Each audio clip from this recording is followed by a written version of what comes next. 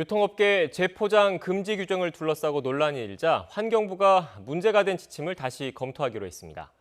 마트에서 할인 행사 자체를 금지한 것처럼 해석되는 세부 지침을 보완하기로 한 건데요.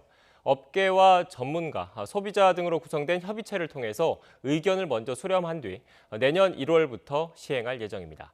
자세한 내용은 취재기자 연결해서 알아보겠습니다. 이형원 기자. 네, 사회부입니다. 네, 먼저 논란이 된 지침 내용부터 살펴보죠. 할인 행사를 규제한 것처럼 해석된 게 문제였죠? 네, 마트 등 유통업체에서 재포장을 금지하는 규칙이 다음 달 1일 시행될 예정이었는데요.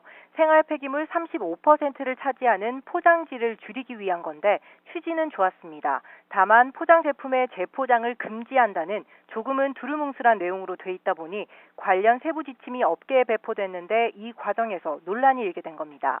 지난 18일 나온 해당 지침을 보면 가격 할인 등 판촉 행사를 위해 2개 이상 묶어 추가 포장하는 경우, 사은품을 포장된 단위 제품과 묶어 판매하는 경우 등을 금지된 재포장 행위로 규정하고 있는데요.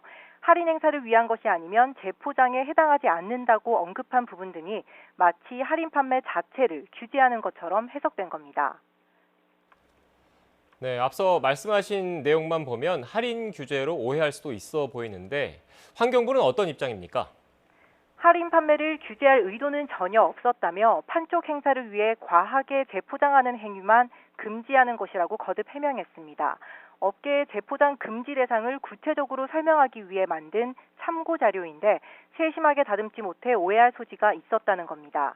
이에 지침 배포 바로 다음 날 1+1 행사 등 할인 판매는 규제하는 게 아니고 제품 전체를 비닐 등으로 감싸는 행위만 금지하는 것이라고 설명하기도 했습니다. 이 같은 비닐을 사용하지 않고 1+1 안내 문구를 활용하거나 띠지 등으로 낱개 제품 여러 개를 묶어 할인 판매하는 것은 가능하다는 입장입니다. 네, 관련해서 오늘 환경부 브리핑도 있었죠. 결국 지침 시행을 내년으로 미루기로 했다고요?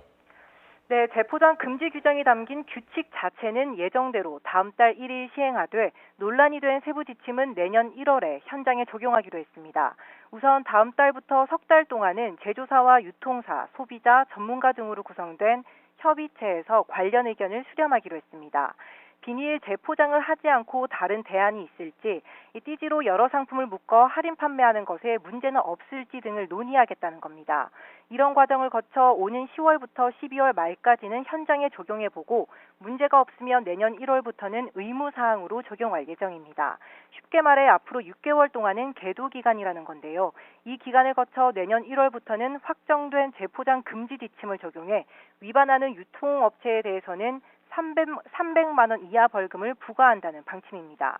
지금까지 사회부에서 YTN 이영훈입니다.